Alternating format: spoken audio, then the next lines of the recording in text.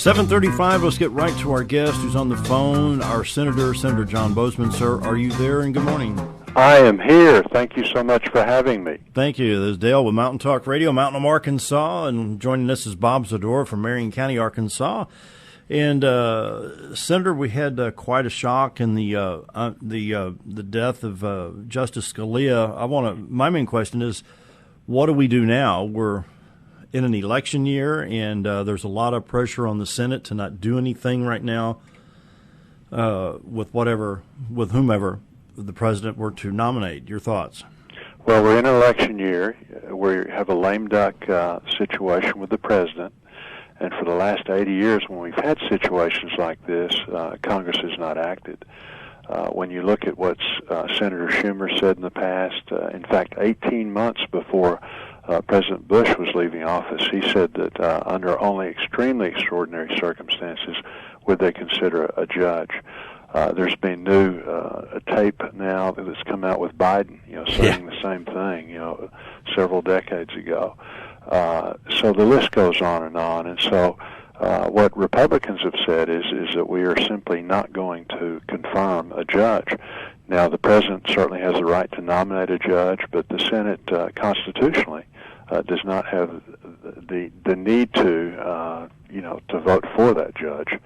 And so I think that we're going to stand firm. Certainly I'm going to stand firm, and I can say that we simply aren't going to do this, which is so very important. This would tremendously upset the balance of power. The American people ought to have the right to speak on this. The next president, and that's why this presidential election is so very important, is going to do one judge, because we simply aren't going to allow the president's nomination to go forward.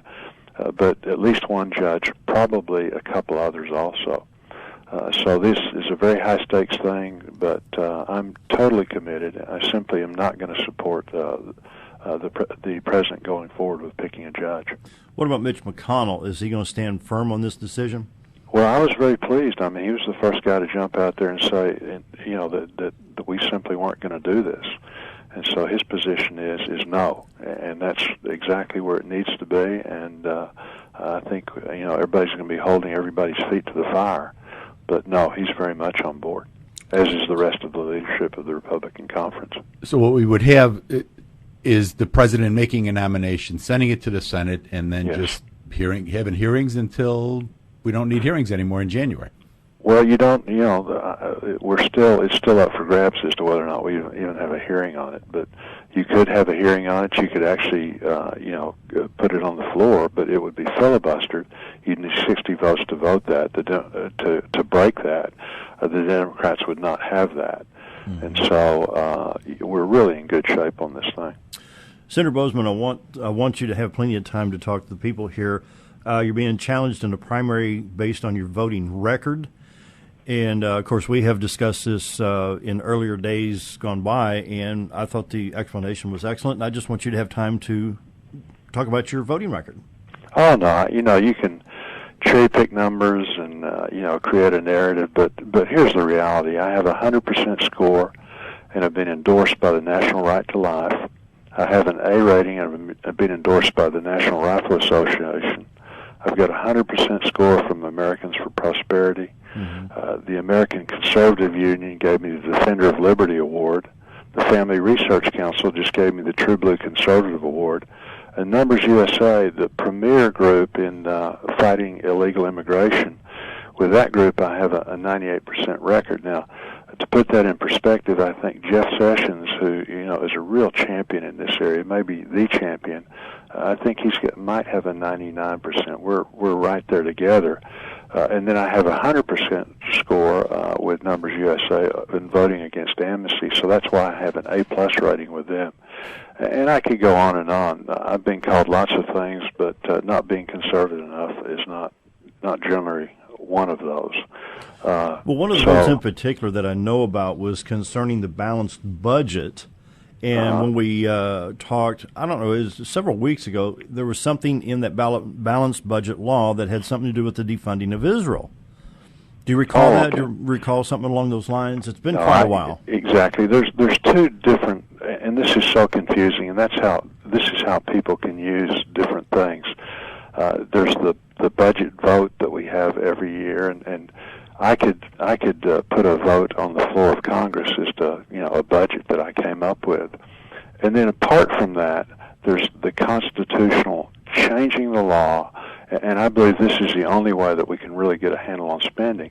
A constitutional amendment that I've always sponsored, very much in favor with, of changing the Constitution so that our nation could not overspend the same way that the state of Arkansas can overspend, and almost all of the states. So I'm totally in support of that. What they're referring to is there was a vote by Rand Paul came up with a balanced budget and threw that on the floor, and many of us, in fact most of us, voted against that because his budget was so restrictive with the foreign aid that it would cut the nation of Israel's funding significantly. And I said, no, we need to balance the budget. Let's come up with a budget, and but this is not the right way to go. So I voted against that, and then turned around. I voted for a budget that Mike Lee put forward that balanced the budget in 5 years. That didn't do that to Israel. I also voted for the Mike Enzi budget, which again balanced the budget in 5 years. This is like Barack Obama. He puts out a budget every year. Also, his budget is so bad that it's wild in the sense that I think of all of his budgets that have gone to a vote, he's only gotten one vote from anybody, Republicans and Democrats. So again, I oppose the Rand Paul budget. It did balance the budget, but it did it on the backs of Israel, and so I'm no. And if he put it out again today, I would say no, as with the vast majority of your listeners. And isn't that a fairly common thing where with the bundling of these bills, that there'll be something that you can go, yeah, I'm all in favor of this, and then somebody, Schumer will have put something else in there that makes it not palatable for you to vote for that. No, that's right. That's exactly right. People, they need to realize that it's not just a one vote for just that issue, that a lot of times there's other things in these bills. Right. No, that's exactly right. And that's what I was saying. It's easy to cherry pick and this and that. But again, if you look at my record, and I'm very proud of my record, and you look at my life experience, I'm a fifth-generation Arkansan. I love the state. I went to the University of Arkansas. My dad was a master sergeant in the Air Force, so I grew up in a military family and understand the sacrifice of that group. He was one of the greatest generation. He was a waist gunner on B-17s, got through that, stayed in, and I've worked really hard, and I think part of it is understanding the military way of life and the sacrifice of families to take care of our veterans and those in uniform. My brother and I started a little clinic, a little eye clinic. I'm an optometrist. He's an ophthalmologist in northwest Arkansas, and because of the growth of the area, that gets to be a great big clinic. So I understand what it's like as a small business person, the regulation, the increase in healthcare cost, and with my medical background, really do understand the problems with Obamacare and some of the solutions that we're going to have to come up with so that we can get affordable health care, for people, as opposed to the situation we're in now, where Obamacare is just driving cost up. I had a little farm, raised some cows, so I've been very active in the farm community, and again, farming is so important to our state. When it comes to the agri, Senator, the poultry, the cattle, the crops, the rice, the biggest rice producer. Yeah, it's that's vital to this state. It's vital, I've worked hard. I'm actually the next in line to chair the Senate Ag Committee, and so it is very, very important. It's probably about 25% of the state's GDP, but in a lot of our communities, in fact, you get outside of Mountain Home, you get into these little communities that are scattered all throughout our state. It is not 25%; it's the whole economy of those towns, and so it's something that we have to work hard, keep the safety nets in place. I'm very proud of the fact that we were able to get a 5-year farm bill that helped stabilize, and we're seeing now the importance of that is we have these very low commodity prices, that put a backstop so that we can continue to have, the safest, cheapest food supply of anybody in the world. Senator, can you stay on the line for a few more minutes? I need to take a quick break, and when we come back, I want to talk about the North Korean sanctions and national security. This is a shorter break than the last time. We're visiting with Senator John Boozman. We'll be right back. Short break, Senator. We'll be right back. Thank you. Thank you. 747, back with Senator Boozman. And Senator, you understand, your opponent had an ad in there, but, when they sign the contract and they want, you got to play them, so. No, I understand. And the only thing I would say is, again, if you go to the Numbers USA website, I have a 100% voting record against amnesty, and really very proud of that. As I said earlier, Jeff Sessions is the champion, and my stance as far as actually not just talking about it, but actually casting the votes, working hard, doing what you're supposed to do, not just a bunch of rhetoric, but I've actually cast the votes and have a 100% voting record in that regard, which I'm very proud of.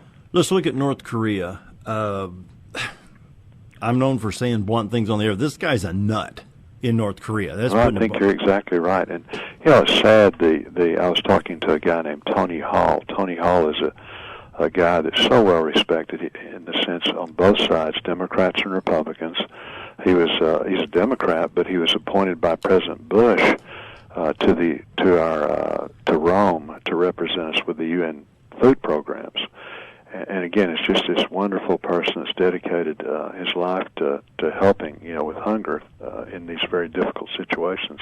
But he says that the average North Korean is probably 4 to 5 inches shorter than they should be, just based on nutrition. It's really dire. They're eating. And you've got this little fat leader, that's running around and spending all of the resources of their country on the military. And it's just a very, very sad situation. And it shows, we intervened, and you look at South Korea, it's just the opposite. It's a booming place that's one of the most modern countries in the world, as opposed to what communism and that kind of situation leads to in North Korea. Well, I have a question actually about Korea, because in previous administrations, when they made the first nuclear deal with him, Bill and the boys, when they did that, they promised that nothing was going to happen and we were going to sanction them to death if they ever made a bomb. And naturally, they made a bomb and were successful with that. And now they're working on the missile program that they're probably getting most of the stuff through Iran from. And by getting some of these things up in the air now, they could be an issue for us here. And there was a story yesterday that the Obama administration was trying to work something out with them, that it was going to take the nuclear part of that out of the problem for North Korea. Is there anything that the Senate, the House of Representatives can do to stop some of that? I know foreign policy isn't kind of limited. No, well, the House passed a bill, dealing with this, additional sanctions on North Korea, and then, to its credit, the Senate passed a very, very tough bill a week or so ago that really hit North Korea very, very hard. The vote was overwhelming, Republicans and Democrats joining together and saying, no, we're not going to put up with this. What North Korea does, they have no form of industry there. And so they will do these tests. They rattle their saber, and try and make the world afraid and all that. And then what you'll do is you'll find, the world kind of buys them off and gives them a little bit of resources, and say, look, don't be such a bad boy. But the Senate's attitude, my attitude is, to heck with that. We've had enough.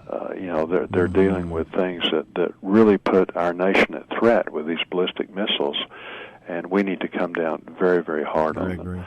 And so that's the direction that I think we see Congress going, which is is the right way to go. Senator, a question. This is off the beaten path, but we're enjoying some great gasoline prices right now. But in the national media, the stock market is just in the last, it's finally rebounding, but man, it's really come down. But they're blaming oil prices. Why are we allowing oil to dictate what our 401ks can do? Can we not change the way oil is invested? I mean, I've actually heard that, we can't do anything until the oil prices go back up. We don't want $100 barrel oil anymore. It's good at $30 a barrel. No, what's going on? Well, I think there's a happy medium. Yeah. And right now, we're in a situation now where energy prices are so low that we've had Southwest Energy essentially shut down in Arkansas. Right. We lost a lot of jobs in our gas production, which has been really a real boost to the state, and certainly those are good jobs, and we want those jobs. So we don't want oil prices down so low that the producers can't make a living, and we have these layoffs. On the other hand, we certainly don't want to see them go back up, and I don't see that happening because of the nature of the ability now with the fracking and things to get oil. The new discoveries, we're really in pretty good shape that way. One of the things that's caused the situation to be where we're at is because China has slowed down so much. They've been such a tremendous consumer of commodities. So it's not just oil and stuff. We're really, the commodities are low, which is great for the consumer. We need to make it such that it stays great for the consumer. But we don't want to be in a situation where things go down so low that the producers simply can't make a living, and that affects the people that works in those industries. Well, I think because when we run into that we say, well, it's great that oil's we were paying this in 1975, but then we failed to take into account that inflation has caused the price of everything else to go up, and it's not a reasonable price for it to be at that. I don't know whether it's $50, whatever it's going to be, but there needs to be something to keep these guys working, guys and girls working as well. Right.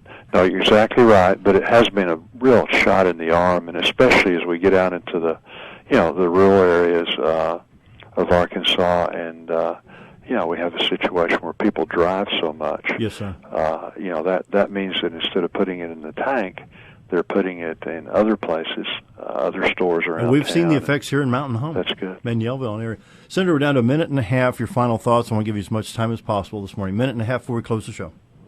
No. First of all, I appreciate your show so much and the great job that you all do in discussing these issues, which are so very important. I think the issue of the day right now, we talked about North Korea, we could talk about Iran, all of the things that are going on in the world, and that's so very important. And the number one thing of the federal government is to keep us safe, national security. But right now, right up there with that is this Supreme Court situation. Yes, and Republicans are going to stand firm. I'm under no circumstances going to go forward and allow a confirmation by President Obama. Constitutionally, we don't have to do that. We aren't going to do that. It's the right thing to do. Not only when you listen to Republicans talk, but when you listen to Senator Schumer, when you listen to Vice President Biden, when you listen to President Obama when he was serving in Congress. You don't do these things during a lame duck Congress. I also would appreciate your listeners to vote for me. I appreciate the support in the past, and we're going to do our very best to serve Arkansas. That's what it's all about. The other thing, and I know we have to wind up, but I'm very proud of our casework. We've served 17,000 individuals in the sense of cases that have come before us in the last, since I've been in the Senate. That's real people having real problems, and that's so very important. Senator, go real quick. Real quick, Senator. Our Marion County Reagan dinner is April 23rd. Yeah. If you could check your schedule because we hadn't heard back. Okay. Senator John Boozman, thank you for being a guest Thank you, today, Senator. sir. Thank you so much, sir. Thank you, sir. Thank you. Bye-bye. Bye-bye. That wraps it up. Back tomorrow. Have a great day, everybody.